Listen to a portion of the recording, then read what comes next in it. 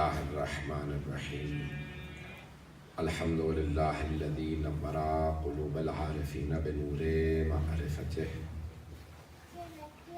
وأثبت فؤاد أنبيائه وأوليائه بقصص الأنبياء والمرسلين وأكمل إيمان المسلمين والمؤمنين بولاية علي أمير المؤمنين عليه السلام.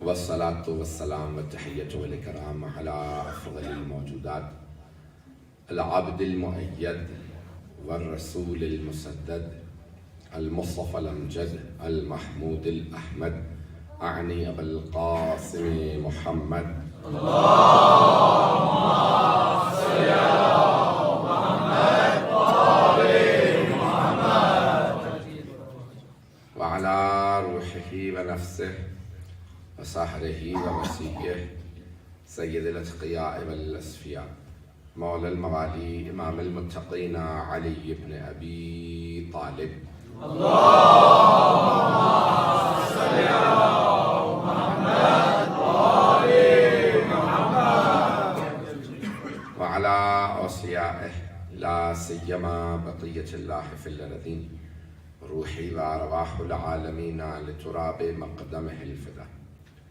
واللعنة الدائمة على أعدائهم أجمعين من الآن إلى قيام يوم الدين.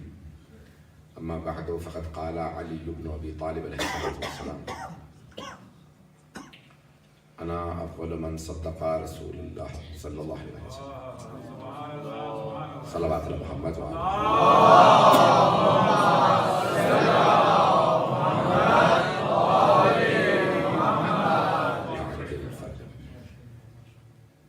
نہج البلاغہ کے اس خطبے کا انتخاب کیا ہے جس میں جناب امیر کچھ اپنے متعلق بیان فرما رہے ہیں.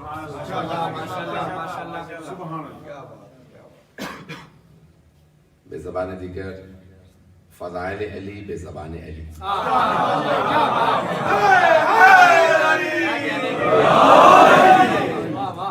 تو مولانا اس میں چند جملے فرمائے ہیں کہ رضینا ہم راضی ہیں عن اللہ اللہ کی تقسیم پہ عن قضائہ جو اس نے فیصلے کیے ہم اس پہ راضی ہیں. ایک اور جگہ پہ جناب امیر کا شعر بھی ہے بہت پیارا بلکہ 4 مصرے ہیں 2 اشعار فرماتے ہیں رضینا قسمت الجبار فینا ہم جبار یعنی اللہ سبحانہ وتعالیٰ کی تقسیم پہ راضی ہیں. لنا علم وللأعداء معلوم کہ اس نے جب تقسیم کیا تو ہمیں علم دے دیا ہمارے دشمنوں کو دولت دے دی. فإن المال يفنى عن قريب وإن العلم يبقى لا يزال. توجہ ہے مولا کے 4 مصرے دہرا رہا دوبارہ کہ رضینا قسمت الجبار فینا رضینا قسمت الجبار فینا لنا علم وللأعداء مال فإن المال يفنى عن قريب وإن العلم يبقى لا يزال. کہ ہم جبار کی خدا کی تقسیم پہ راضی ہیں. اس نے ہمارے لیے علم چنا ہے دشمنوں کے لیے مال چنا ہے. بے شک مال دولت ان قریب فنا ہو جائے گا. علم کو لازوال ہے علم لازوال ہے اسے کوئی بھی زوال نہیں آئے گا. عزیزان گرامی جن کا علم ہو اس علم کو زوال نہیں. وہ جو علم والے ہیں انہیں کیسے زوال ہے. یہاں مولا فرماتے ہیں کہ ہم اللہ کی قضاء و قدر کے اوپر راضی ہیں اور کہا کہ ہم نے کبھی بھی شکوہ نہیں کیا جس طرح سے نظام چلتا رہا. تو اسی خطبے کے اندر آگے جا کے کہتے ہیں اور میں وہ ہوں کہ سب سے پہلے جس نے جناب رسالت مآب کی تصدیق کی. جو صادق نبی کی صداقت کی تصدیق کرے اسے صدیق کہا جاتا ہے.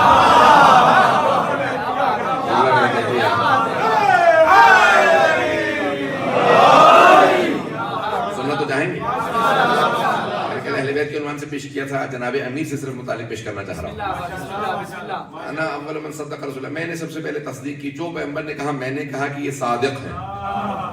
بھائیوں نے پوری بحث کی کہ بھئی بڑوں میں کون بچوں میں کون غلاموں میں کون خواتین میں کون. بھئی تقسیم کی ضرورت ہی نہیں. میں نے شیخ حسین عرض کیا تھا یہ کہنے کی ضرورت ہی نہیں ہے کہ پہلے کون ایمان لایا کون بعد میں ایمان لے کے آیا، بڑوں میں یہ، غلاموں میں وہ، بچوں میں وہ، خواتین میں وہ. ہم جناب امیر کو ودرا کر لیتے ہیں. جسے چاہتے ہو کریڈٹ دے دو کہ پہلے یہ ایمان لائے. گھبرا کے سن رہے ہیں حضرات؟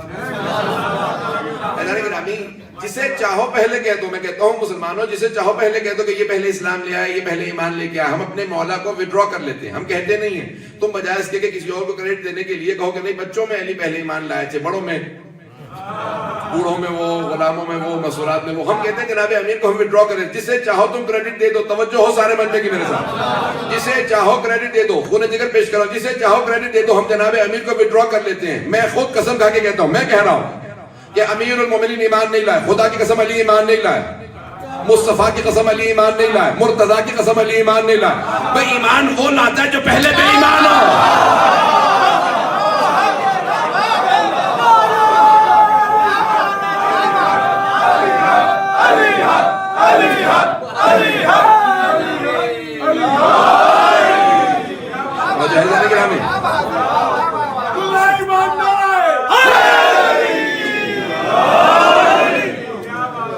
جناب امیر علیہ السلام فرمانا اول من صدق رسول اللہ، میں نے سب سے پہلے تصدیق کیا. اب آئیے ذرا لفظ اسلام میں نے کہا نا کہ کوئی بھی چیز چرانے کی اجازت نہیں ہے، چاہے القاب ہی کیوں نہ ہو. القاب بھی چرانے کی، سنیں گے اسلام میں القاب بھی چرانے کی اجازت نہیں. جناب امیر کے بہت بڑے بڑے القاب ہیں، اور آپ نے خود فرمایا جامع ترمذی کے اندر ہے کہ علی بن ابی طالب کہا کرتے تھے انا صدیق الاکبر وانا الفاروق الاعظم ولا یقول بعدی الا الکذب. میرے علاوہ جو بھی کہے، میں صدیق اکبر ہوں، میں فاروق اعظم ہوں، میرے علاوہ جو بھی کہے گا وہ جھوٹا ہوگا.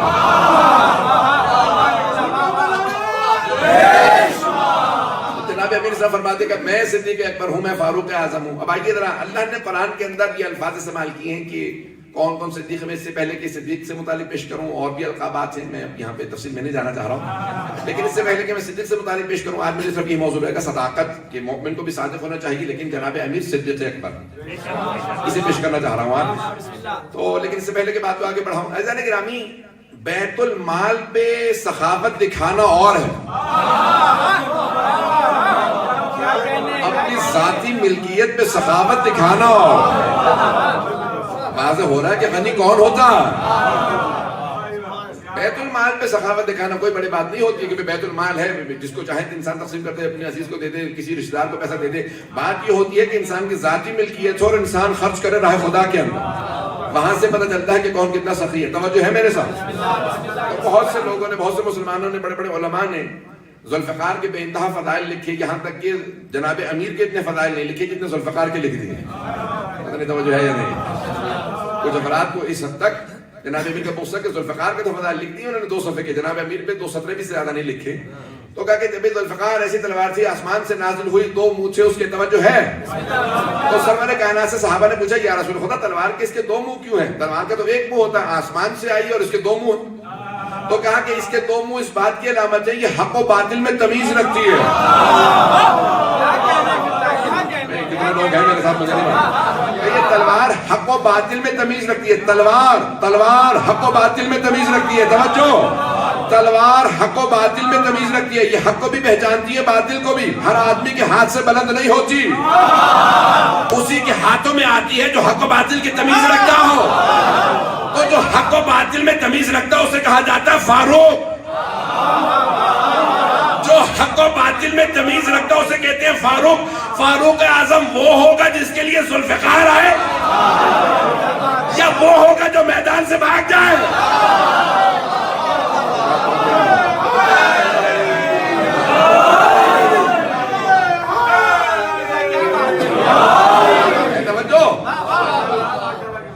گرامی کہ فاروق اعظم وہی ہوگا جس کے لیے ذوالفقار نازل ہوئی. اور ذوالفقار سب نے لکھا ہے کہ میدان احد میں نازل ہوئی. میدان احد سب کے ذہنوں میں ہے کہ میدان احد کے اندر ذوالفقار نازل ہوئی جب کسی مردود، شیطان مردود، یہی کہا ہے صحابہ نے. تو ایک شیطان مردود نے نعرہ لگایا ماتا محمد، سب بھاگنے لگے. میں کہتا ہوں کہ جس نے بھی نعرہ لگایا تھا شیطان ہی تھا.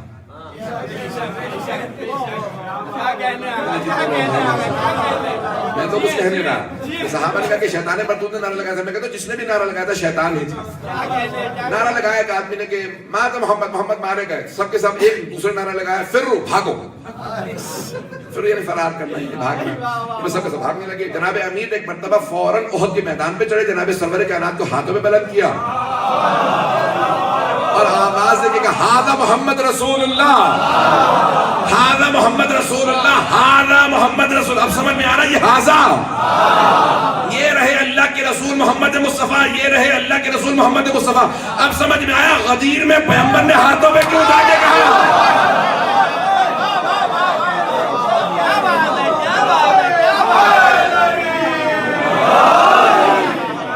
جو ہے میرے ساتھ اور جناب سرور کائنات نے کہا یا علی آپ نے اس وقت رسالت کا تعارف کروایا تھا, آج میں ولایت کا تعارف کروایا. اور آپ نے بھی کہا تھا ہاذا, وہاں پہ اشارہ. میں بھی کہہ رہا ہوں من کنت مولا فہذا علی مولا, جس کا میں مولا ہوں اس کا علی مولا ہے. فیضان گرامی وہاں پہ غدیر خم کے میدان کے اندر سے نہیں, مجھے صرف احد کے میدان کے 2 جملوں کو پیش کرنا ہے کہ جب سب جا رہے تھے جناب امیر نے ہاتھوں پہ جناب سرور کائنات کو, لوگوں نے پوچھا بھی کہ یا علی جب سب بھاگ گئے تھے تو آپ کیوں نہیں بھاگے. گھبرا رہے ہیں کہ یا علی جب سب بھاگے تھے آپ کیوں نہیں بھاگے. کہا پہلے ان سے پوچھو جو بھاگ گئے تھے کہ وہ کیوں بھاگے, میں پھر بتاؤں گا میں کیوں نہیں بھاگا. تو کہا کہ آپ لوگ کیوں بھاگے تھے. کہا بھئی ایک آدمی نے نعرہ لگا دیا ماتا محمد, تو ہم نے کہا کہ جب رسول خدا رہے نہیں تو اب لڑنے کا فائدہ کیا. تو جناب امیر سے پوچھا یا علی اب آپ بتائیے کہ آپ کیوں نہیں بھاگے. کہا جب میں نے سنا نا رسول خدا مارے گئے تو میں نے کہا جینے کا فائدہ کیا. اب آپ کو سمجھ میں آیا اوروں میں اور علی کا فرق کیا ہے. کہ جناب امیر نے کہا کہ جناب سرور کائنات اگر ان کی شہادت ہوگی تو جینے کا فائدہ نہیں, تو آپ ڈٹے رہے میدان میں. ایک مرتبہ سرور کائنات تو ابھی میں خود جا کے پہاڑ پہ چڑھ کے دیکھ کے آیا ہوں کہ احد کے پہاڑ پہ روایات میں تھا کہ ایک مرتبہ پہاڑ کھلا اور جناب امیر نے سرور کائنات کو وہاں پہ کھڑا کر دیا کہ بھئی یہاں پہ حفاظت رہے, کوئی ایسا نہ ہو کہ کوئی آگے بڑھ کے شہید کر دے. تو میں گیا دیکھنے کے لیے, تو یقین مانی آج بھی پہاڑ میں فاصلہ ہے اور ادھر کا حصہ ادھر سے جب دیکھے تو لگتا ہے کہ یہ جدا ہوا ہے جہاں پہ جناب پتہ نہیں توجہ ہے. تو جناب امیر نے کہا بھئی اکیلا ساری فوج سے سرور کائنات کو کیسے بچاؤں گا. تو ایک مرتبہ پورے پہاڑ کو اللہ نے کہا کہ جیسا آپ کہیں یاد پہاڑ کو توجہ. جو حج پہ جائیں گے عمرے پہ جائیں گے جائیے گا میدان احد کے اندر جا کے دیکھ لیجیے گا پہاڑ کھلا. وہاں پہ ایک مرتبہ سرور کائنات کو کھڑا کیا جناب امیر نے پوری فوج کا اکیلے مقابلہ کیا. ہاتھ میں لوہے کی تلوار تھی, ساری فوج ایک طرف تھی, جناب امیر کی ایک لوہے کی تلوار. لوہے کی تلوار کے اندر اتنی طاقت نہیں تھی کہ ساری فوج کو روک سکے, علی کے بازو میں طاقت تھی. تو جناب امیر کے ہاتھ میں تلوار ہے, ذوالفقار نہیں تھی, ابھی نازل نہیں ہوئی تھی, ہاتھ کے اندر لوہے کی تلوار. مجمع کو روکا لیکن لوہے کی تلوار ٹوٹ گئی. جب لوہے کی تلوار ٹوٹی تو دشمن میں اتنی ہمت نہیں تھی کہ علی پہ حملہ کرے. تلوار ٹوٹ چکی ہے, دشمن میں ہمت نہیں کہ حملہ کرے کیونکہ سامنے علی ہے. شاید علامہ اقبال نے اسی مقام کے لیے کہا کافر ہو تو شمشیر پہ کرتا ہے بھروسہ, مومن ہو تو بے تیغ بھی لڑتا ہے سپاہ.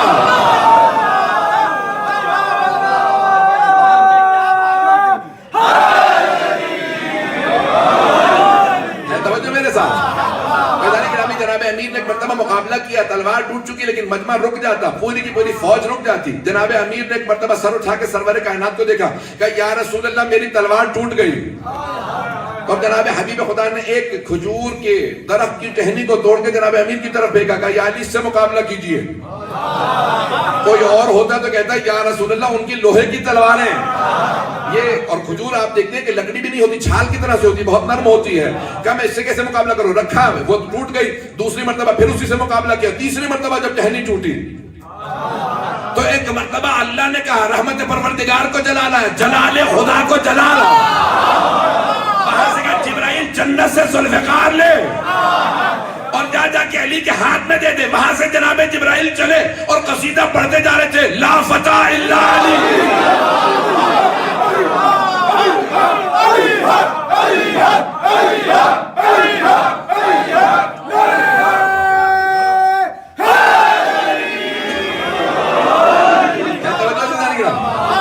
اب علامہ اقبال نے فارسی میں اس مقام کے لیے بھی شعر کہا, شاہ مرداں شیر یزداں قوت پروردگار, لا فتح الا علی لا سیف الا ذوالفقار.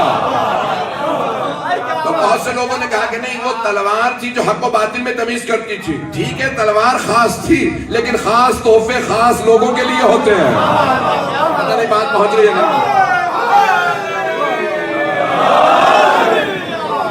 خاص تلوار تھی اس لیے خاص کے لیے تھی. جس کے ہاتھ میں ذوالفقار ہو وہ فاروق اعظم ہوگا. جو حق و باطل میں تمیز کرے یہ کوئی اور ہوگا. مجھے مجبور کر رہے ہیں کچھ کہنے میں. بھائی جس کے ہاتھ میں ذوالفقار ہو جس کے لیے ذوالفقار نازل ہوئی ہو وہ فاروق اعظم کہلائے گا یا جو پوری زندگی کہتا رہو کہ لولا علی یہ اگر علی نہ ہوتے تو میں ہلاک ہو جاتا. پتہ نہیں بات پہنچ رہی ہے نہیں پہنچ رہی ہے. میں نے کہا نا آپ حضرات مجبور کر رہے ہیں کچھ کہہ رہے ہیں. میں نے اب یہ صرف اور صرف ایک جملے کو پیش کیا. دو میں بات پیش کر چکا ہوں. جو آج میں نے کہا تھا صدیق سے متعلق وقت کے اندر بات کو میں مکمل کروں گا کہ اب قرآن نے لفظ صدیق استعمال کیا. سنیں گے نا آج. جو زیادہ گھبرا رہا ہوں وہ پہلے چلا جائے. تو عزیزان گرامی میں پیش کر رہا ہوں آپ کی خدمت میں مطالب کو کہ لفظ صدیق آیا قرآن کے اندر. انہو کانا صدیقا نبی. اللہ نے انبیاء کے لیے جب بھی گفتگو کی تو انبیاء کو کہا انہو کانا صدیقا نبی. بے شک وہ صدیق نبی تھے. تو سارے انبیاء صدیق ہیں.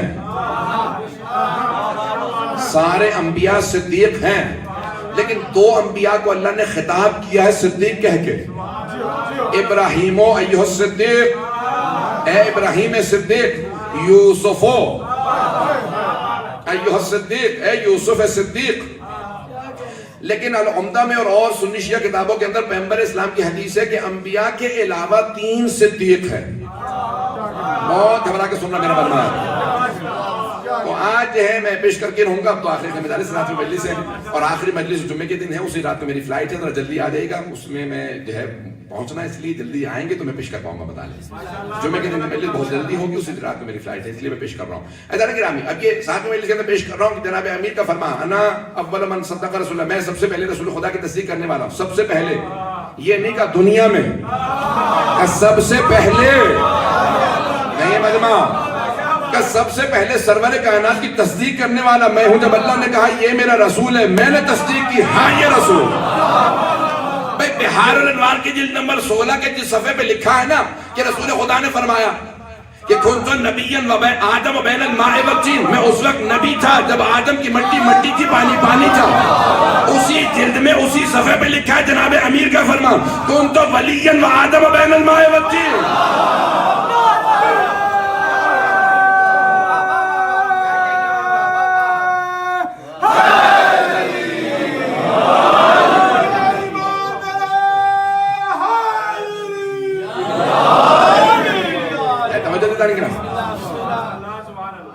رسول خدا نے فرمایا کہ میں اس وقت بھی نبی تھا جب آدم کی مٹی مٹی تھی پانی پانی تھا. جناب امیر نے کہا میں اس وقت بھی ولی تھا. علی نہیں میں اس وقت بھی ولی تھا. وہ یہ کہہ سکتے ہیں کہ ہاں اس وقت خلقت تھی لیکن ولی نہیں ہوں گے. نہیں کہا نہیں میں اس وقت ولی تھا جب آدم کی مٹی مٹی تھی پانی پانی تھا. پتہ نہیں توجہ ہے یا نہیں. میں صدیق کو پیش کر رہا ہوں. انہو کانا صدیق النبی. ہر نبی کے لیے اللہ نے کہا صدیق ہے لیکن پیغمبر اسلام نے فرمایا انبیاء کے علاوہ 3 صدیق ہیں. پہلے وہ جس نے فرعون کے دربار میں جناب موسیٰ کی گواہی دی حضرت حزقیل. آل فرعون کے اندر ایک صدیق جس نے گواہی دی جناب موسیٰ کے لیے. کا دوسرے جناب حبیب نجار جناب عیسیٰ کے زمانے میں. سورہ یاسین اگر ذہنوں میں آ گئی ہو کہ ایک مرتبہ اللہ نے انبیاء کو بھیجا جناب عیسیٰ کی طرف سے. مرسلین گئے انطاکیہ ترکی کے اندر ایک بستی ہے شہر اس کا نام ہے. پہنچے تو بستی والوں نے کہا کہ اِنَّا تَطَيَّرْنَا بِكُمْ. ہم آپ کی وجہ سے نحوست محسوس کرتے ہیں کہ آپ آگے کہہ رہے ہیں یہ بت غلط ہیں اور بتوں کی پوجا نہ کرو یہ خدا کو مانو. نہیں ہم نہیں مانیں گے.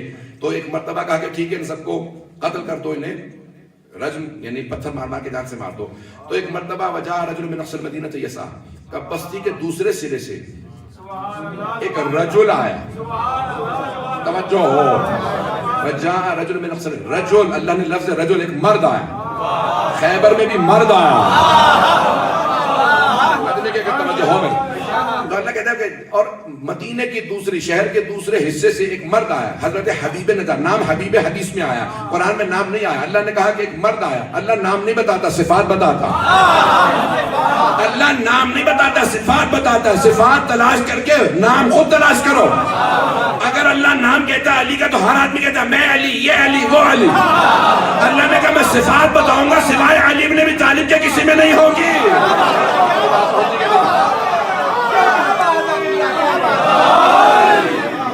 علی نبی طالب علیہ السلام کے کسی میں وہ صفات نہیں ہوگی جو اللہ صفات قرآن میں بتایا. تو ایک مرتبہ کہا کہ دوسرے سرے سے انبیاء کی تصدیق کرنے کے لیے ایک مرد آیا، رجل یسعی، بہت تیزی سے پہنچے جناب حبیب نجار اور کہا کہ بھئی مت مارنا ان انبیاء کو، میں گواہی دیتا ہوں. تو جناب سرور کائنات کہتے جو صادق انبیاء کی تصدیق کرے وہ صدیق، توجہ، سچائی کی تصدیق کرے وہ صدیق ہے. ایک مرتبہ حضرت حبیب نجار ہے، ان کی قوم نے انہیں کنویں میں پھینک دیا، پتھر مار مار کے جان سے ان کو شہید کر دیا. تو سارے کے سارے ملائکہ کے لیے وہ جگہ چمکتی ہے کہ پروردگارہ کیا ہے یہاں؟ کہا حبیب نجار. اب قرآن میں ان کا جملہ لکھا کہ شہادت کے بعد جو انہوں نے کہا اللہ نے یاسین میں لکھا، سورہ یاسین قلب قرآن ہے. یا لیت قومی یعلمون بما غفر لی ربی وجعلنی من المکرمین. کاش میری امت کو پتا ہوتا اللہ نے میرا کیا مقام بنایا، اس نے مجھے مکرمین میں قرار دیا. تو دوسرے صدیق حضرت حبیب نجار، توجہ ہو. پھر پیغمبر فرماتے ہیں کہ تیسرا صدیق علی ہے، وہ ہے صدیق اکبر. علی ہے سارے کے سارے انبیاء کی جو تصدیق کرنے والے کا ان میں سے یہ تین ہے صدیق، ان دونوں کو صدیق، اور علی ہے صدیق اکبر. جو سب سے بڑے نبی کی صداقت کی تصدیق کرے وہ صدیق اکبر. میں نے جملہ کہہ دیا، مجھے وضاحت کے لیے دلیلوں کو پیش کرنا ہوگا. اگر سننا چاہیں گے دلیل پیش کروں گا، سنیں گے تمام حضرات. تو ایک مرتبہ سرور کائنات کا علی ہے صدیق اکبر، اور جناب امیر خود بھی فرماتے تھے انا صدیق الاکبر، میں صدیق اکبر. سارے صدیقوں میں سب سے بڑے صدیق جناب امین ہے، صدیق اکبر. عزیزان گرامی، صدیق کون ہوگا جس کی سب سے بڑا جھوٹ ہے شرک، سب سے بڑا جھوٹ ہے شرک. جس نے بتوں کی پوجا کی ہو وہ صدیق نہیں ہو سکتا.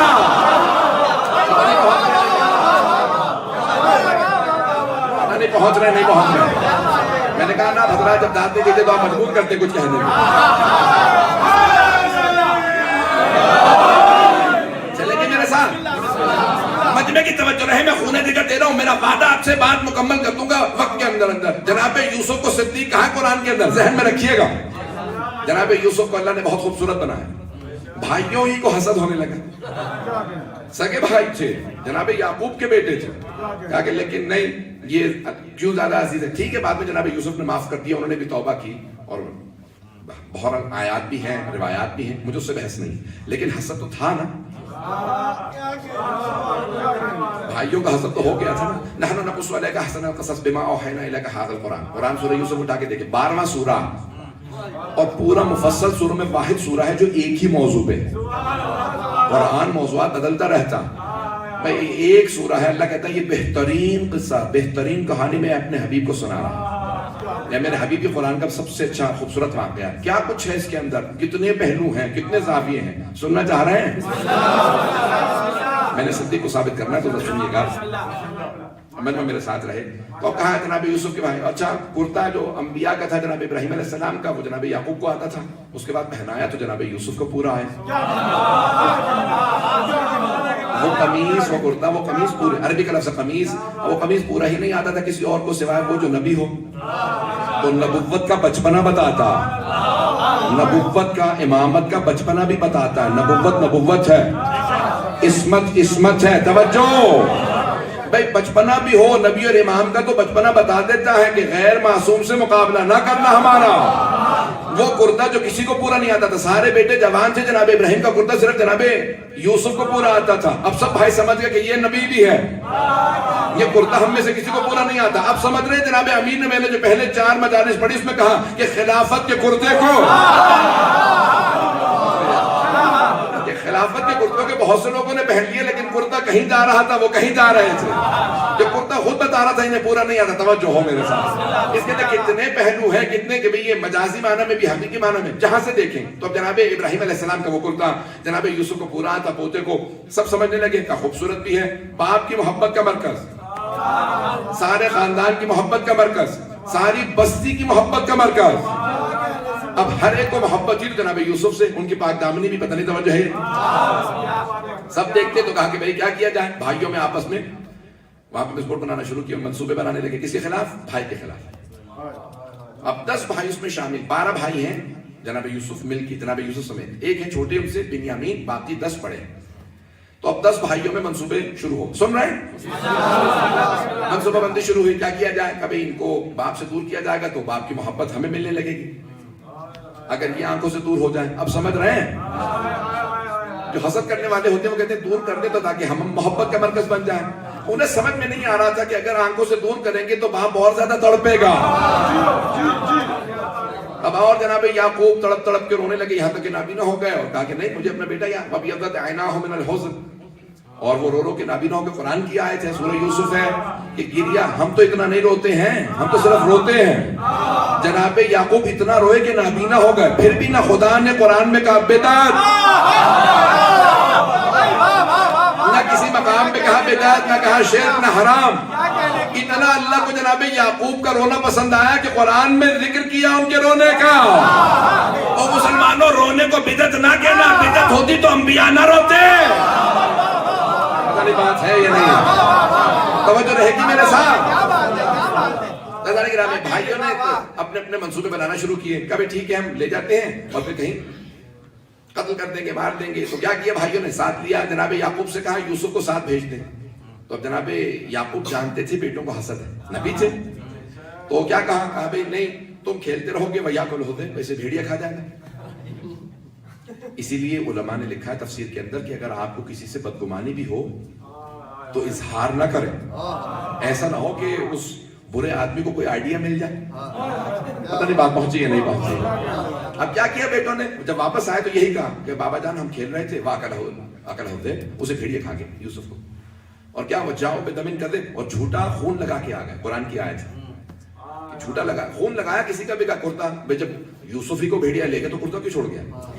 پتہ نہیں توجہ ہے یا نہیں. کہ باپ نے اظہار کیا تھا کہ تم کھیلتے رہو گے بھیڑیا کھا جائے گا. اچھا کہا کہ یہ کرتا ہم لے کے آئے، جناب یوسف کا خون ہے، بھائی کا ہمارے خون ہے، اور اسے بھیڑیا کھا گئے. جناب یعقوب نے فوراً آواز دی بھیڑیے کو. توجہ، ایک مرتبہ بھیڑیے کو آواز دی، بھیڑیا آیا. بھائی جس بھیڑیے پہ انہوں نے الزام لگایا تھا کہ اسی کو بلایا تھا؟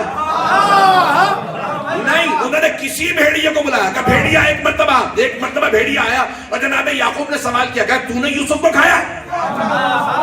عبرانی زبان میں درندہ تھا بھیڑیا، پھر بھی بول اٹھا. عبرانی زبان میں اللہ نے طاقت دی کہ جواب دے. اس بھیڑیا نے جواب دے کے کہا کہ اگر میں نے کھایا ہوتا یوسف کو تو آپ کو پتا ہوتا. آپ تو خود نبی معصوم ہیں، آپ جانتے ہیں درندوں پہ معصومین کا خون حرام ہے. تو مانو نہ درندوں پہ حرام ہے. اگر کوئی مسلمان ہوتے ہوئے خون بہائے درندوں سے بچتا.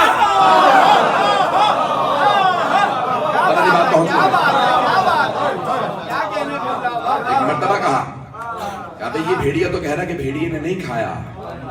کبھی چلے گئے لے جا کے کیا کیا ہے میں منصوبہ پورا بتا رہا ہوں. انہوں نے کہا کہ نہیں، اب وہ گرا دیا تھا. تلاش کرنے پھر آپ کے ساتھ چلے گئے. تلاش کرنا بتا رہا ہے کہ زندہ تلاش کرتے رہے. بھائیوں میں بہرحال بہت سی چیزیں ہوئیں اس دوران. ایک نے کہا احرقوا اقتلوہ، قتل کر دو. تو ایک بھائی تھے نام تھا لاوی، انگلش میں لیوی بائبل کے اندر آیا. ایک عربی میں کہتے ہیں لاوی. سنیں گے؟ تو لاوی نے ایک جملہ کہا کہ نہیں قتل مت کرو، ہے تو ہمارا بھائی. تو دوسرے نے کہا احرقوا، پھر آگ لگا دیتے، زندہ جلا دیتے. قرآن کی آیت ہے. تو لاوی نے دوبارہ کہا کہ نہیں آگ مت لگاؤ، ہمارا بھائی تو ہے. وہ زندہ جلانے پہ تیار تھے. بھائی کہا پھر کیا کیا جائے؟ کہا کہ پھر ہم اس کو کنویں میں ڈال دیتے. پھر غیابت الجب یعنی کنویں کے اندر. تو جناب لاوی نے کہا ٹھیک ہے کنویں میں ڈال دو، کم از کم کوئی پانی جب لینے آئے گا تو بچا کے ساتھ تو لے جائے گا، زندہ تو رہے گا، مارا تو نہیں جائے گا. پتہ نہیں توجہ ہے یا نہیں. میں لاوی کو محبت تھی، ایک بھائی کو محبت تھی. توجہ ہو. یہ قرآن کی تفسیر میں کہیں جملہ نہیں دیکھا، میری اپنی محنت ہے، میں ایک جملہ پیش کرنا چاہ رہا ہوں. اس جملے پہ قرآن کی اس آیت کے اس لفظ کے اوپر میں نے بڑی کوشش کی ہے، سوچ کے بڑے بڑے علماء کو پیش کیا، سب نے مجھے داد دی ہے. آپ کو بھی اگر سمجھ میں آئے تو خاموش نہ رہیے گا. ایسا گرامی میں نے اس پہ بڑا سوچا کہ یہاں پہ جناب لاوی نے کہا کہ قتل مت کرو، آگ مت لگاؤ، مت، کیوں بار بار کہتے رہے کہ نہیں مت مارو، ہمارا بھائی ہے. جب جناب یوسف عزیز مصر بنے اور انہیں تخت ملا تو انہوں نے سارے بھائیوں کو جمع کیا، بھائیوں نے توبہ کی، معافی مانگی. تو ایک مرتبہ جناب یوسف نے کہا آج تو میں عزیز مصر ہوں، اسی مصر میں فرعونوں کی حکومت آ جائے گی. فراعنہ جمع ہے فرعون کی، کہ فراعنہ ایک کے بعد ایک فرعون آتے رہیں گے. یقتلون ابناکم یستحیون نساکم، تمہاری بیٹیوں کو زندہ رکھیں گے، بیٹوں کو قتل کرتے جائیں گے. تو اللہ کیا کرے گا، میرے اس بھائی لاوی کی نسل سے ایک نبی بھیجے گا، اس کا نام ہوگا موسیٰ. کچھ لوگ پہنچ گئے، باقی ابھی بھی انتظار میں. کہ اللہ میرے اس بھائی لاوی کی نسل سے ایک نبی بھیجے گا، نام موسیٰ ہوگا، وہ تمہیں فرعون سے نجات دے گا. میں نے ایک اصول اخذ کیا، یہاں پہ پیش کرنا چاہ رہا ہوں.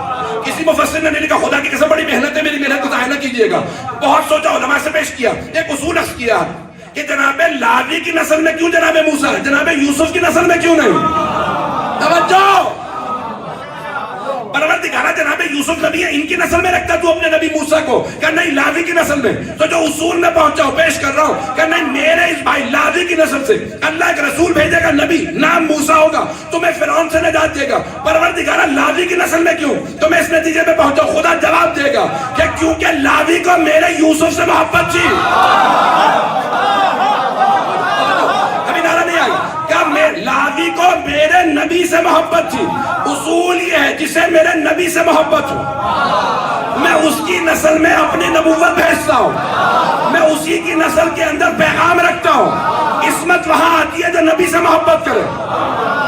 لاوی نے یوسف سے محبت کی، موسیٰ ان کی نسل میں، ابو طالب نے محمد سے محبت.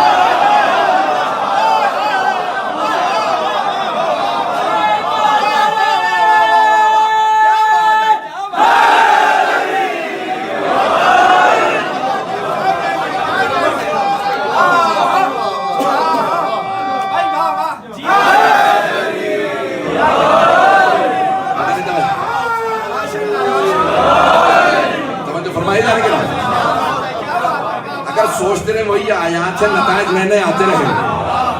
غور کرنے سے اس نتیجے پہ پہنچا کہ جناب لاوی کو اللہ کے نبی سے محبت تھی، تو اللہ نے جناب موسیٰ کو جناب لاوی کی نسل میں رکھا. جناب ابو طالب کو رسول خدا سے محبت تھی، اللہ نے 12 اماموں کو ان کی نسل میں رکھا. لاوی کی نسل میں ایک جناب موسیٰ. کچھ لوگ پہنچ گئے، حضرت لاوی کی نسل میں ایک جناب موسیٰ، جناب ابو طالب کی نسل میں 12 امام، جو جناب موسیٰ کے بھی امام، علی سے لے کر مہدی تک 12 امام، معصوم امام، جو ولایت مطلقہ کے مالک. تو پروردگارہ وہاں ایک، یہاں 12. دوسرا نتیجہ جو میرے ذہن میں آیا، جتنا محبت کا تناسب ہوتا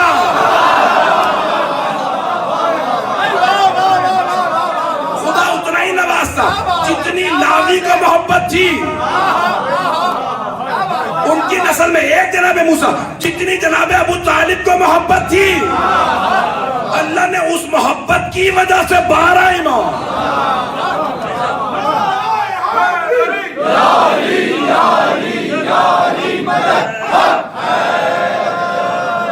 فرمائیے سرکار ابو طالب علیہ السلام بلندر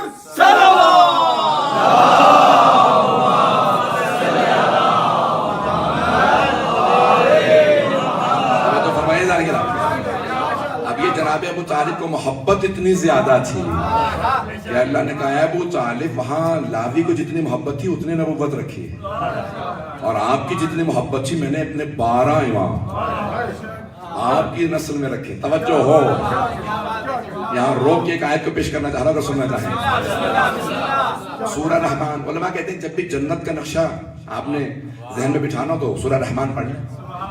اللہ توجہ ہے.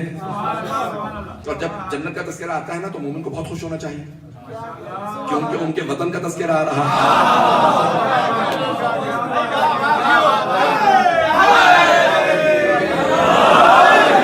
وطن کا تذکرہ سن کے خوش نہیں ہوتے کیا؟ اور بھائی مومن کے گھر کی بات آ رہی ہے، جنت کی بات آ رہی ہے تو خوش ہو کے سنیے گا. تو وہاں پہ اللہ نے سورہ رحمان کے اندر کہا کہ مرج البحرین یلتقیان بینہما برزخ لا یبغیان فبأی آلاء ربکما تکذبان. یہ میں نے پڑھا تو ماشاءاللہ مجھ سے پہلے مجالس پہنچ رہی ہیں بہت جگہوں تو بہت سے بڑا پڑھتے تھے. میں پیش کر رہا ہوں زیادہ گرامی، جب یہاں پہ روک کے پیش کر رہا ہوں کہ جناب سورہ رحمان کے اندر اللہ نے کہا کہ دو سمندر ہیں جو ساتھ ساتھ چلتے ہیں. مرج البحرین یلتقیان بینہما برزخ لا یبغیان. دونوں کے درمیان میں برزخ ہے، نہ اس کی حقیقت ختم ہوتی ہے نہ اس کی حقیقت ختم ہوتی ہے. اے جنوں انسانوں فبأی آلاء ربکما تکذبان، اپنے رب کی کون کون سی نعمت کو جھٹلاؤ گے؟ یخرج منہما اللؤلؤ والمرجان، ان دو سمندروں سے دو نعمتیں حاصل ہوں گی، ایک لؤلؤ دوسرا مرجان، دو قیمتی پتھر. گرامی پانچویں امام سے روایت ہے کوکب درری کے اندر کیا فرمایا؟ مرج البحرین سے مراد علی و فاطمہ. مرج البحرین یلتقیان کہا کہ یہ یہاں پہ مراد ہے علی و فاطمہ جو حسین میں کی. ایسا نہیں گرامی اس سے پہلے کی آیات ہے هل جزاء الاحسان الا الاحسان، کیا احسان کا بدلہ سوائے احسان کی اور کچھ ہو سکتا ہے؟ تو مسلمانوں نے دو محسن اسلام لکھے، ایک ہے جناب ابو طالب، دوسرے ہیں جناب خدیجہ. یہ ہے محسن اسلام. اب سن لیجئے میرے استدلال کو، حدیث امام کی پیش کروں گا اپنے استدلال کے اوپر، بغیر شاہد کے کوئی مطلب نہیں پیش کروں گا. تو اللہ نے کہا هل جزاء الاحسان الا الاحسان، کیا احسان کا بدلہ سوائے احسان کے اور کچھ ہو سکتا ہے؟ اے ابو طالب آپ نے میرے دین پہ احسان کیا، اے خدیجہ آپ نے میرے دین پہ احسان کیا. اے ابو طالب میرے خزانے میں جو سب سے انمول ہے وہ ہے علی، میں نے اپنا علی آپ کو دیا. اے خدیجہ میرے خزانے میں جو سب سے انمول بی بی ہے وہ ہے فاطمہ، اے خدیجہ میں نے اپنی فاطمہ آپ کو دی. هل جزاء الاحسان الا الاحسان. اے ابو طالب، اے خدیجہ آپ کی حیثیت محدود تھی، جو کچھ تھا دے دیا، میں اب آپ کو لامحدود بنا رہا ہوں. میں علی و فاطمہ دوں گا، حیثیت لامحدود ہو جائے گی. مرج البحرین یلتقیان بینہما برزخ لا یبغیان، کہ دونوں میں ایک برزخ ہے جس کا نام ہے محمد مصطفیٰ. یخرج منہما اللؤلؤ والمرجان، کہ دو موتی حاصل ہوں گے، ایک سبز ہوگا دوسرا سرخ. جو سبز ہوگا وہ حسن مصطفیٰ، جو سرخ ہوگا وہ حسین بن علی.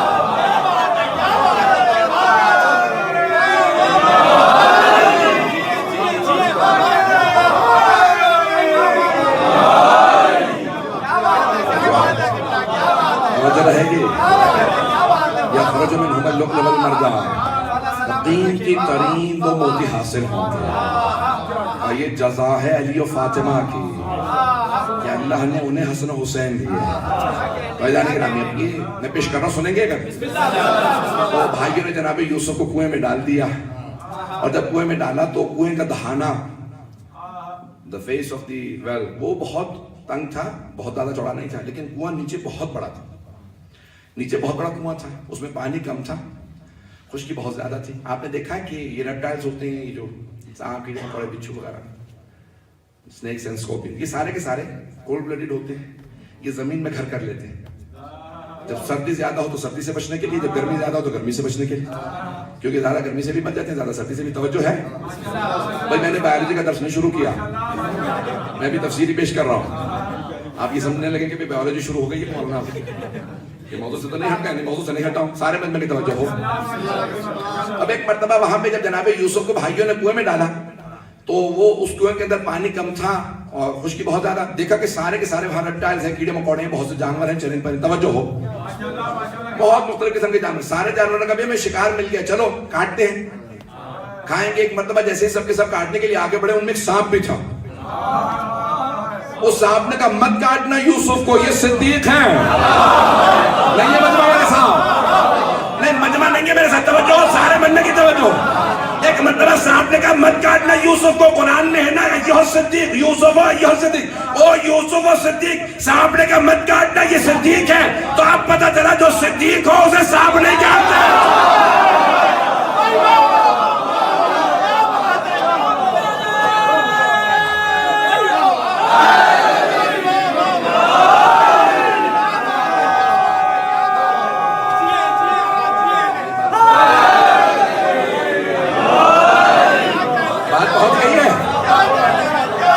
پہنچ گئی ہے. معاملہ حل کر دیا. اسد اللہ علی کل غالب امیر المومنین علی علیہ السلام برہتر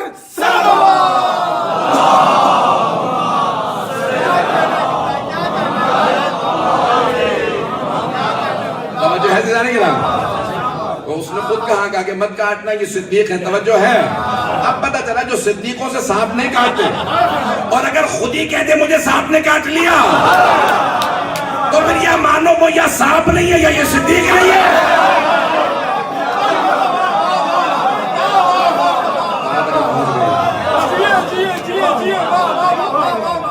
آج یقین میں نے میرا ساتھ نہیں دے رہا, اس کے باوجود میں پورا خون جگر آپ کی خدمت میں پیش کیا.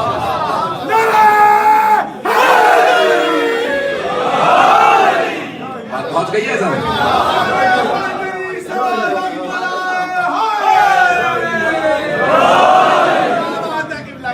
جو میرے ساتھ کچھ دیر اور چلیں گے. بات یہاں سے ہو رہی ہے کیا مقام ہے عزیزان گرامی, کیا نظام قدرت کہ اللہ سبحانہ و تعالیٰ وہ تمام نظام ایسا رکھتا ہے کہ خود نظام بتائے گا, خود قرآن بتائے گا وارث کون, نہج البلاغہ کا متکلم بتائے گا, خطیب نہج البلاغہ خود جناب امیر بتائیں گے میرا مقام کیا. کہا میں وہ ہوں جس نے سب سے پہلے رسالت مآب کی تصدیق کی. تو آگے پڑھنا چاہ رہا تھا. ایک حدیث پیش کروں گا اس کے بعد تمام کر دوں گا موضوع کو. عزیزان گرامی جہاں پہ دیکھ رہا ہوں کہ کتنی طاقت ہے, آج سینے اور گلے میں دم نہیں ہے. میں مسلسل یہاں پہ سوچ رہا تھا کہ آ گیا ہوں, یہاں پہ کوئی جانتا نہیں ہے, آرام کروں گا. یہاں پہ آنے کے بعد یہاں پہ آرام بالکل ہی نہیں مل رہا. اور پھر بھی ہمارے میزبان جتنے بھی ہیں وہ بتا رہے ہیں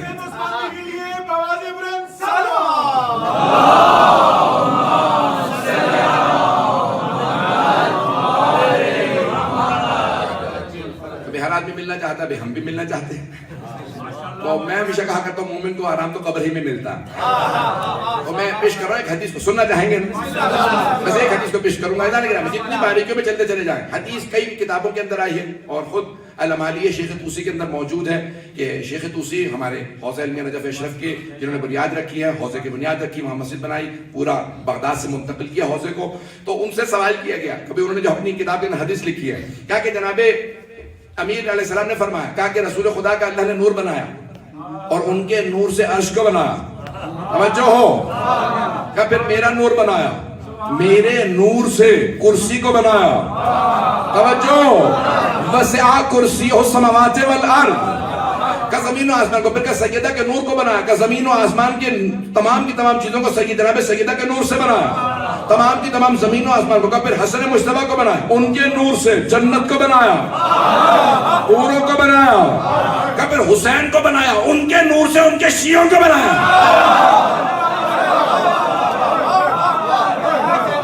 اور ہم ان تمام کی تمام چیزوں سے افضل ہیں کیونکہ ہمارے نور سے بنی. توجہ.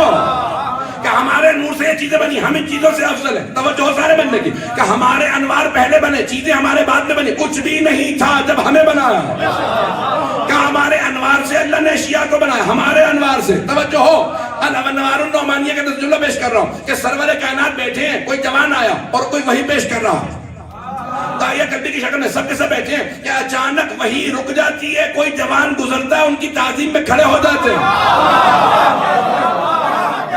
اتنے میں دوبارہ بیٹھے وحی کو بیان کرنے لگے. پھر ایک مرتبہ دیکھا جوان واپس آیا, پھر وہ کھڑے ہو گئے. سرور کائنات نے کہا اتقوموا لہذا الفتى, فتح تو سمجھتے ہیں نا سب, لا فتح.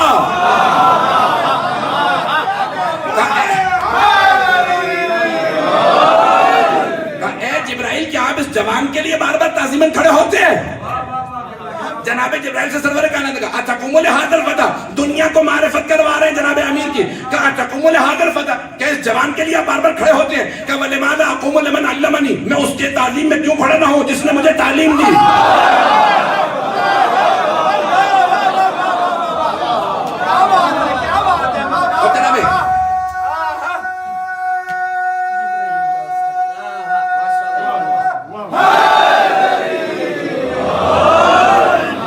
روایت مکمل کر دوں, یہ رہی کریں. ایک مرتبہ سرور کائنات کا سید نعمت اللہ جزاری داماد ہے علامہ محمد باقر مجلسی کے، وہ کہتے ہیں کہ اپنی کتاب میں الانوار النعمان کی جلد نمبر 2 کے 4 جلد کی کتاب ہے، جلد نمبر 2 میں ہے، سنیں گے کہا کہ لما لا تقوم، کہا کہ میں اس کے لیے کیوں تعظیماً کھڑا نہ ہوں جس نے مجھے تعلیم دی؟ کہا کب علی نے آپ کو تعلیم دی؟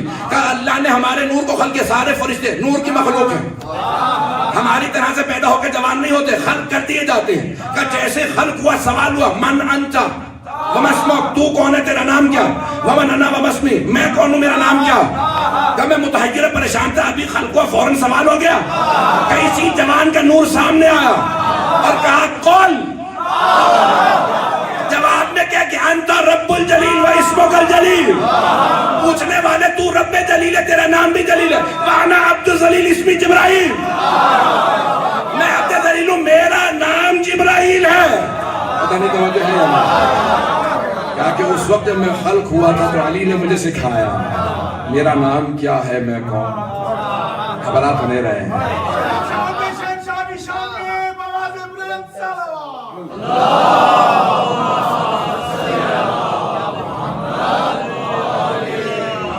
توجہ پتہ نہیں ہے یا نہیں؟ آج مولا، میں نے کہا تھا کہ مولا کی شان انہی کی زبان ہے، مولا خود بیان کریں کہ میرے فضائل کیا ہے۔ اور جناب امیر علیہ السلام نے جس انداز سے اپنا تعارف کروایا، کہ یاد رکھو میں علی ہوں، اور جب اپنا تعارف کروایا تو عزیزان گرامی کتنے مقامات پہ کہا کہ تم آج مجھ سے مقابلہ کرتے ہو، بات کو مکمل کر دوں، وقت تمام ہو چکا، میں انشاءاللہ لمبا وقت لوں گا، میں نے کہا تھا انشاءاللہ مختصر سی بات پیش کر دوں کہ خود جناب امیر سے جب بہت سے لوگوں نے کہا کہ یا علی کا بھائی تم لوگ کیوں مستحق ہو خلافت کے؟ کہ کیونکہ ہم صحابہ رسول ہیں۔ کہ بھئی اگر کوئی اہل بیت میں بھی ہو اور صحبت میں بھی رہا تو اس کا حق نہیں بنتا؟ تم کس طرح سے حکم لگا رہے ہو؟ جب محروم کرنے پہ آتے ہو تو بغیر دلیل کے محروم کر دیتے ہو، حق چھین لیتے ہو، اور جب اپنے لیے دلیل بھی پیش کرتے ہو تو ایسی دلیل مستحکم نہیں پیش کرتے۔ پتہ نہیں توجہ ہے یا نہیں؟ دلیلیں اپنے حق کے اندر لے کے آتے ہو۔ عزیزان گرامی اگر صحبت میں بیٹھنے سے انسان اتنے کمالات کا مالک بن سکتا ہے تو اور اگر کوئی آغوش میں پلا ہو، جناب امیر کو خود سرور کائنات شیعہ سنی علماء نے لکھا نا کہ 30 سال کہ جب 25 برس کے تھے جناب سرور کائنات تو شادی کی جناب خدیجہ سے، اور یہاں کیونکہ کسی مومنہ نے سوال کیا تھا جواب دے کے آگے جا رہا ہوں کہ بھئی بہت سے اہل سنت کہتے ہیں کہ جناب خدیجہ 40 برس کی تھیں اور 3 مرتبہ بیوہ ہو چکی تھیں اور پہلے سے ان کے بچے تھے۔ عزیزان گرامی جہاں جہاں اگر آپ دیکھیں تو آئمہ کی جو مائیں ہیں جو سب سے افضل و اشرف و پاکیزہ تھیں، اللہ نے ان کا انتخاب کیا، توجہ ہو، اور جس بی بی نے جناب سیدہ کی ماں بننا، اب سوچیے اس بی بی کا مقام کیا ہوگا۔ اگر کبھی بھی آپ سنیں نا کسی سے ایسے جملے کے 40 برس کی تھیں، خوبصورت نہیں تھیں، بوڑھی تھیں، بیوہ تھیں، تو سمجھ لیجئے بنو امیہ کا پیسہ اور زر خرید ملاؤں کے قلم چل رہے ہیں۔ عزیزان گرامی ہمارے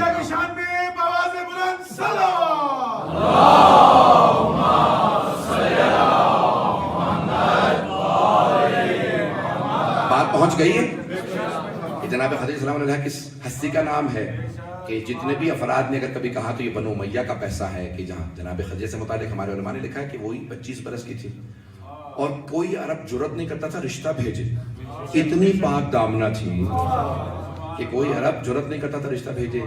جب جناب خدیجہ، اچھا پھر رشتہ بھی جناب خدیجہ نے سرور کائنات کے لیے بھیجا، جناب سرور کائنات نے رشتہ نہیں بھیجا، توجہ ہو، جناب خدیجہ نے رشتہ بھیجا۔ جناب نفیسہ خاتون سے کہا کہ جاؤ جا کے جناب ابو طالب سے بات کرو، اور جب رشتہ بھیجا، کیوں جناب خدیجہ نے رشتہ بھیجا جبکہ اسلام میں مستحب ہے کہ مرد رشتہ بھیجے؟ توجہ ہو، جناب سرور کائنات نے رشتہ نہیں بھیجا، جانتے کیوں؟ تاکہ کبھی کوئی بد عقیدہ یہ نہ لکھے محمد نے دولت دیکھی تھی،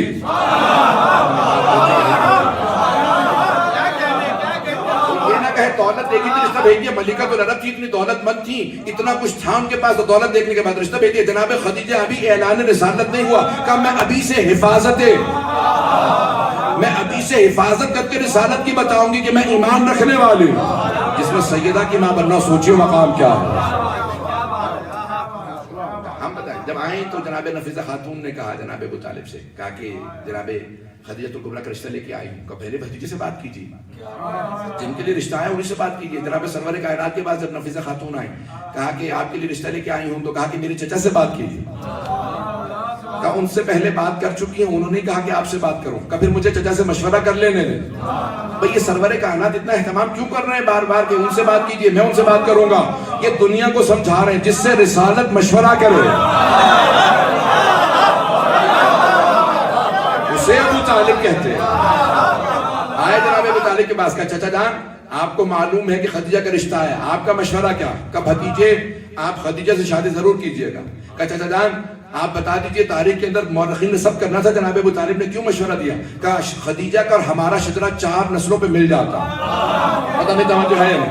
کہا اوروں کے شجرے اور تہرا کے ہیں, خدیجہ کا شجرہ ہم سے 4 نسلوں پہ مل جاتا ہے. خدیجہ بنت خویلد بنت اسد بنت عبد مناف سرور کائنات کے جناب خدیجہ کے جد ایک ہے, توجہ ہو. کہا 4 نسلوں پہ شجرہ ہم سے مل جاتا ہے اور خدیجہ سے زیادہ پاک دامن مکے میں کوئی نہیں. اور خدیجہ با ایمان بھی ہے, با عفت بھی ہے, تمام وہ صفات رکھی ہے جو ایک نبی کی زوجہ میں ہونی چاہیے. سرور کائنات نے کہا چچا پھر کہہ دیجیے ہماری طرف سے ہاں ہے, اور عقد آپ پڑھیں گے, عقد آپ پڑھیں گے, نکاح آپ پڑھیں گے. جناب سرور کائنات کا نکاح جناب ابو طالب نے پڑھا. جب خطبہ دیا تو کہا الحمدللہ رب العالمین.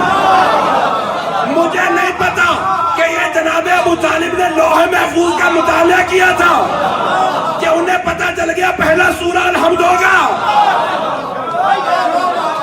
مجھے نہیں پتا,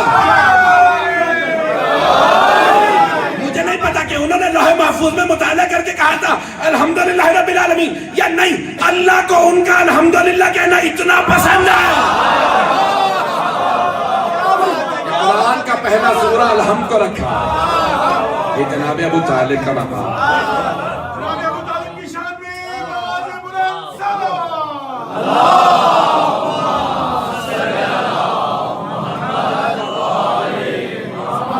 سمجھ ہے نا, میں بات کو مکمل کر رہا ہوں. اب آپ کو جو پیش کرنا چاہتا تھا کہ جناب ابو طالب جناب خدیجہ سے متعلق 2 جملے میں نے کہے, یہ اتنا جناب ابو طالب سے کیوں لوگوں کو بغض ہے؟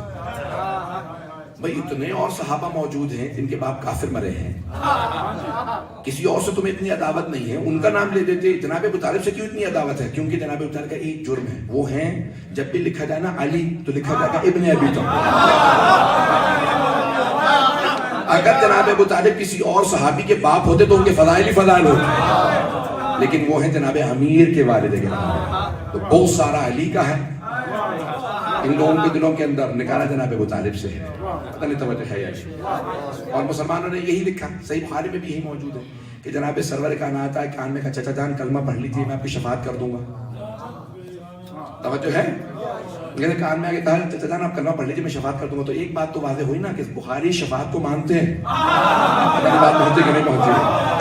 شفاعت کو تو مانتے ہیں نا بھائی. بہت سے تو منکر ہے نا کہ شفاعت نہیں ہے, تو اس نے کہا کہ نہیں شفاعت کر دوں گا, پہلی بات. دوسری بات, جو انسان کسی کے کان میں بات کہتا ہے نا وہ اس لیے کہتا ہے تاکہ دوسرے نہ سنیں. پتہ نہیں بات پہنچ رہی. اگر سرور کائنات کان میں کچھ کہہ رہے تھے تو کان میں کہنے کے بعد مقصد ہی فوت ہو گیا کہ وہاں جتنے لوگ موجود تھے ان سب نے سن لیا کہ کہا چچا جان آپ کلمہ پڑھ لیجیے میں شفاعت. توجہ ہو بھئی, جب کان میں کہہ رہے تو سنا تم نے کیسے؟ مجھے تعجب ہے مسلمانوں پہ, سننے پہ آئیں تو کان میں کہیں بات سن لیں, اور نہ سننے پہ آئیں تو غدیر کا چیخ چیخ کے اعلان ہو رہا نہیں سن رہے.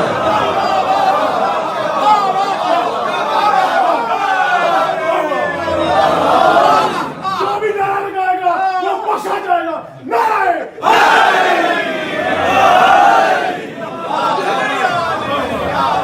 جو فرما رہے ہیں مجھے تعجب ہے مسلمانوں پر, سننے پہ آتے تو کان میں کہیں بات سن لیتے, اور نہ سننے پہ آئے تو چیخ چیخ کے اعلان ہو رہا من کو تو مولا.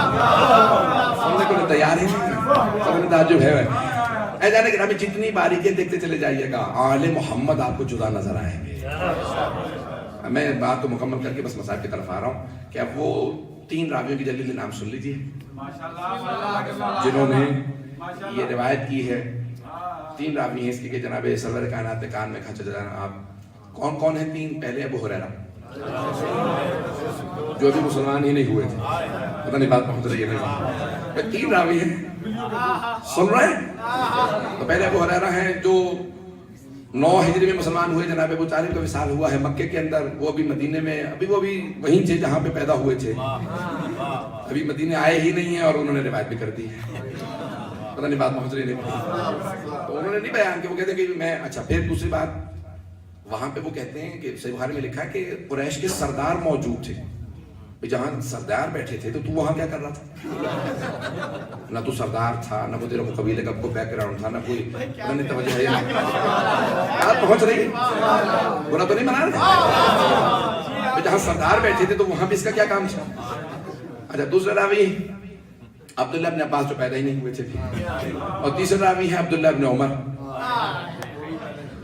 جو 2 برس کے، اور وہ بھی بلکہ نہ 2 کہتے ہیں کہ 2، مجھے نہیں محض اس سے متعلق. بھئی جہاں سردار بیٹھے تھے، نہ تو سردار، نہ باپ، نہ دادا، نہ کوئی، اب یہ وہاں پہ کیسے موجود ہے؟ پتہ نہیں توجہ ہے یا نہیں. نہ جانے کتنا بغض ہے ابن طالب کا کہ کوئی بھی بات گھڑنے کے لیے تیار ہیں. عزیزان گرامی، کسی نے جناب امیر سے کہا تھا، پتہ نہیں بسم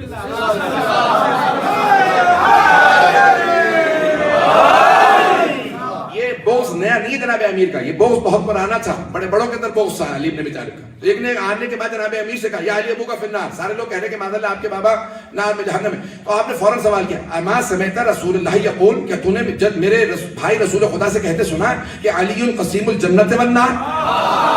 توجہ، کیا تو نے سنا ہے میرے بھائی رسول خدا سے کہتے ہوئے کہ علی جنت و دوزخ کا تقسیم کرنے والا ہے؟ کہاں سنائیں؟ تو سب کے سب کہتے ہیں کہ علی جنت و دوزخ کا تقسیم کریں گے. کہ انا قسیم الجنت والنار وابی فی النار، کہ میں جنت و دوزخ کا تقسیم کرنے والا اور میرے باپ جہنم میں. کہ میرے بابا نہیں، اپنے باپ کی خیر منا.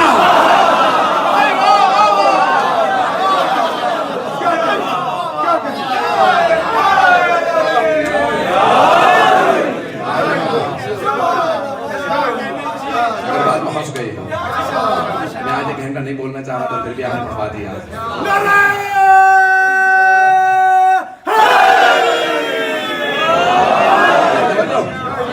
بہت پیارے انداز سے آپ نے سنا. مولا کا صاحب کے صاحب سر پہ قائم و دائم رہے، جناب سیدہ کا صاحب اسی طرح سے قائم و دائم رہے. عزیزان گرامی، یہ جتنے بھی آپ نہج بلاغہ پڑھتے چلے جائیں گے آپ کو کو گہرائی ملتی چلی جائے گی. کتاب پڑھنے کی عادت بنائیے، خود بخود آپ کے لیے وہ دریچے کھلیں گے.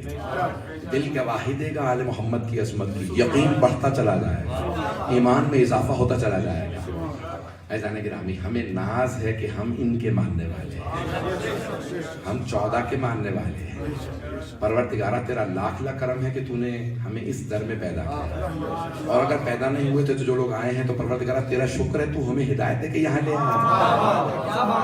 نہ جانے کہاں در بدر کی ٹھوکریں کھاتے رہتے، اس در پہ تو آ گئے نا کہ جہاں دنیا بھی ہے آخرت بھی ہے، جس در سے سب کچھ نصیب ہوتا ہے. سنیں گے آج ایک روایت سے پیش کروں گا، مختصر سے مسائل پیش کروں. میرے سینے میں خدا کی قسم دم نہیں تھا، سارا دن بولتا رہا ہوں، پھر بھی اس یاد میں نے پیش کیا آپ کی خدمت میں، اور آپ نے بڑے پیارے انداز سے سنا.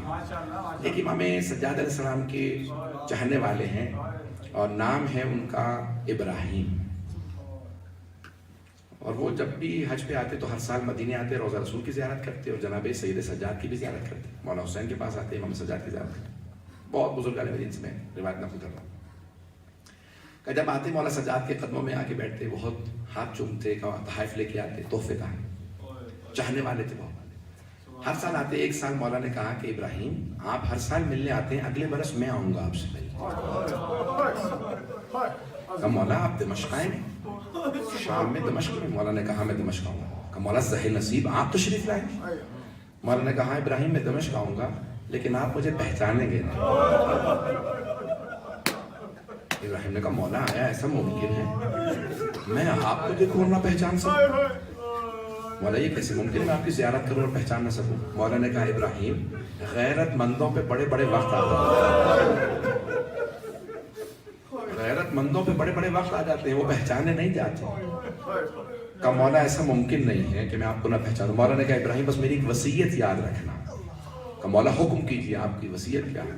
کہا ابراہیم کبھی بھی قیدیوں کا تماشا نہ کرنا.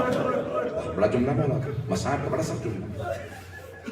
کہ ابراہیم کبھی بھی قیدیوں کا تماشا نہ دیکھنا. کہ مولا آپ کی وصیت مجھے یاد رہے گا.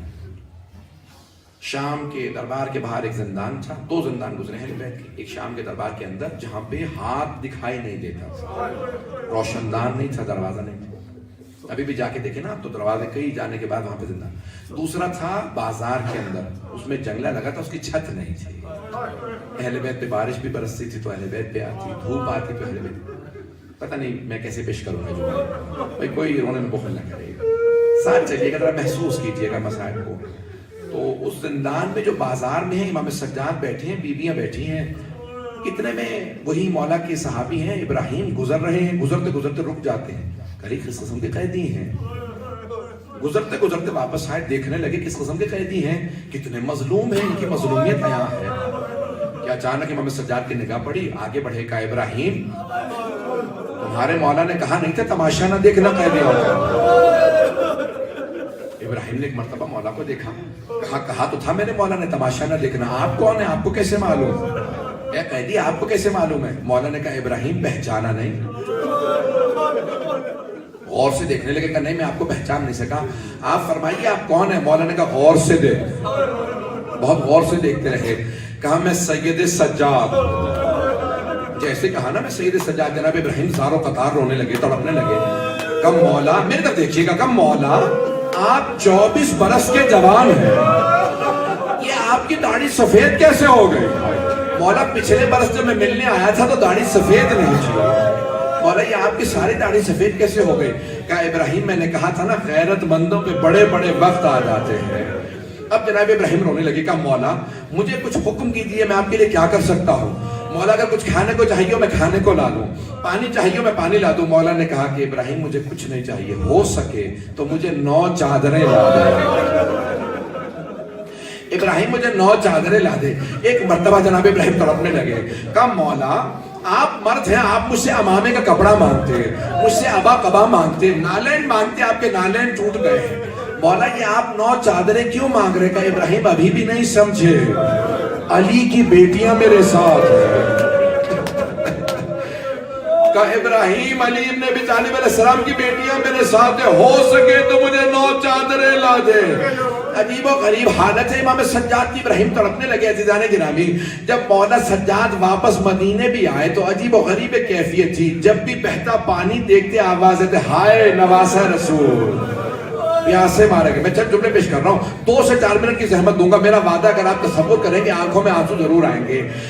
مولا جب بھی پانی دیکھتے تو تڑپ کے روتے، مولا اگر کبھی بھی کھانا سامنے رکھا جاتا تو فوراً رو کے کہتے ہائے نواسہ رسول پیاسا مارا گیا۔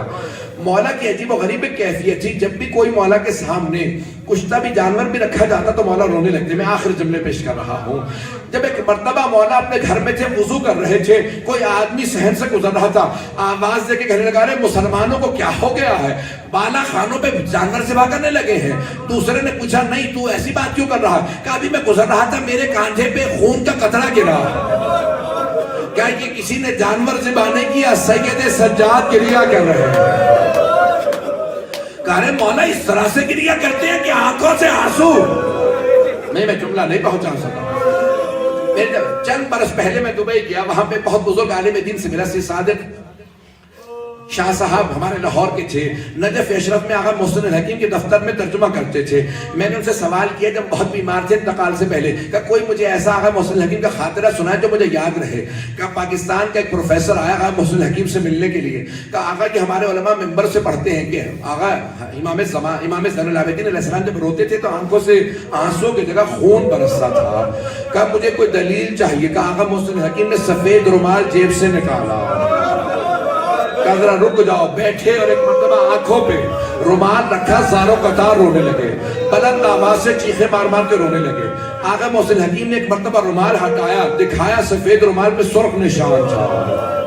اس نے کہا آغا یہ کیا ہوا، آپ کی آنکھوں سے کیسے خون آنے لگا؟ کہا میں نے صرف تصور کیا امام سجاد پہ کیا گزری ہوگی، کہ جب میں نے تصور کیا تو آنکھوں سے خون آنے لگا، کہ وہ غیرت کا پیکر امام۔ الا لعنت اللہ علی القوم الظالمین وسيعلم الذين ظلموا اي منقلب ينقلبون۔ بس میں جتنا مختصر کر سکتا تھا میں نے مختصر کیا، میں جتنا مسائل مختصر کر سکتا تھا۔ ہاتھوں کو بلند کیجیے، آئے ذرا میرے ساتھ چلیے گا کچھ دیر کے لیے۔ دامن پھیلا کے بھی دعا مانگی جاتی ہے۔ آپ کی نظروں کے اندر بس ایک واسطہ لوں گا، پروردگارہ میں نے اس دن عرض کیا تھا، ماؤں نے بچوں کو گود میں نہیں پکڑا ہوا، بچوں نے ماؤں کے گلے میں باہر ڈالا. کیوں؟ کیونکہ ماؤں کے ہاتھ پس گردن بندھے تھے. نہ جانے کتنے اس رستے میں بچے گرتے رہے. مرحوم شیخ الرئیس نے اپنے مقتل میں لکھا ہے کہ ایک مقام پہ جناب سکینہ پشت ناقہ سے گر گئے. شیخ الرئیس کہتے جب جناب سکینہ گری، توجہ سے سنیں، ہاتھ بلند کر کے میرے ساتھ دعا جب مانگیں گے. جب جناب سکینہ پشت ناقہ سے گری تو کچھ دور پہ جو آگے قافلہ تھا وہاں پہ ایک نیزے پہ سر تھا سید الشہداء. وہ نیزہ زمین میں گڑ گیا، آگے نہیں بڑھ رہا تھا. جس نے نیزہ اٹھا رکھا تھا اس نے فوراً کہا شیخ سے یہ نیزہ آگے نہیں بڑھ رہا جس پہ حسین کا سر ہے. اس نے کہا کیسے ممکن ہے، یہ تو نیزہ ہے. اٹھانے کی کوشش کی، نیزہ نہیں اٹھتا تھا. تو ایک مرتبہ کہا ذرا بلاؤ قیدی سجاد کو. کہا کہ قیدی پوچھو اپنے بابا سے نیزہ آگے کیوں نہیں بڑھتا. علماء کہتے ہیں کہ امام سجاد نے کہا بابا اب میری پشت میں طاقت نہیں رہی، یہ بھی پھر درے ماریں گے. بابا انہیں بتائیے آپ کا سر کیوں آگے نہیں بڑھتا. کہ سجاد میرے سینے پہ سونے والے ہیں، پشت ناقہ سے گر گئی ہے، جب تک وہ نہیں آئے گی میرا سر آگے نہیں آئے گا. شیخ الرئیس کہتے ہیں کہ مرتبہ شیبر نے کہا قیدی اپنی پھپھی کی رسیاں کھول دو، آپ کو جانے کی اجازت نہیں. پھپھی کی رسیاں کھولو، وہ چلی جائے آپ کی بہن کو تلاش کرے. ایک مرتبہ مولا سجاد نے پھپھی سے کہا پھپھی اماں میری بہن کو تلاش کرے فلاں مقام پہ. جناب زینب چلی، آوازیں دے دی جاتی تھی سکینہ آواز دو. سکینہ کہاں ہو، آپ کے بابا کا سر آگے نہیں بڑھ رہا. سکینہ کہاں ہو. شیخ الرئیس نے شاہکار افریدی اپنے مقتل میں لکھا، مقتل شیخ الرئیس میں کہ ایک درخت کے نیچے ایک برقع پوش بی بی بیٹھی تھی، ان کی گود میں جناب سکینہ تھی. جب ایک مرتبہ اس بی بی نے دیکھا جناب زینب آ رہی ہے، کہا آہستہ بولو. زینب ذرا آہستہ بولو، نہ جانے کتنے تماچے لگائے ہیں. سکینہ بہت تڑپ رہی تھی، ابھی تک کانوں میں زخم ہے. ایک مرتبہ جناب زینب نے فوراً اس بی بی سے جناب سکینہ کو لیا، آغوش میں فوراً گود میں لینے کے بعد پلٹ کے واپس آئے. کہا بی بی میں روز قیامت اپنی ماں زہرا سے آپ کی شفاعت کروں. آپ نے میرے مرحوم بھائی کی بیٹی کو گود میں رکھا، میں اپنی ماں زہرا سے آپ کی شفاعت کروں گی. اچانک وہ بی بی بول اٹھی زینب نہیں پہچانا میں کون ہوں. برقع لے رکھا تھا، پورا بدن ڈھانپا ہوا تھا. کہا زینب نہیں پہچانا میں کون ہوں. کہا بی بی آپ کون ہے. کہا زینب میں آپ کی ماں فاطمہ.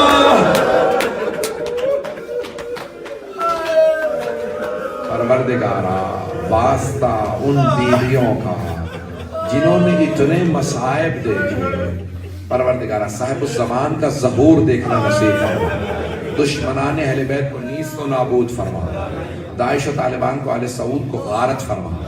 مؤمنین کی حفاظت فرما. جتنے مومن و مومنات کے ہاتھ بلند ہیں کسی کو رد نہ فرما. جنہوں نے التماس سے دعا کی سب کی دعائیں مستجاب فرما. پروردگارہ جو زیارت کرنے جا رہے ہیں ان سب کی زیارات قبول فرما. خیر و عافیت سے سفر کو گزار. پروردگارہ ہم سب کو زندگی میں بار بار عراق و شام کی، مدینہ کی، مکہ کی، ایران کی تمام زیارات نصیب فرما. مرنے کے بعد جناب سید الشہداء کی شفاعت نصیب فرما. پروردگارہ جتنے لوگوں نے التماس سے دعا کی سب کی دعائیں مستجاب فرما.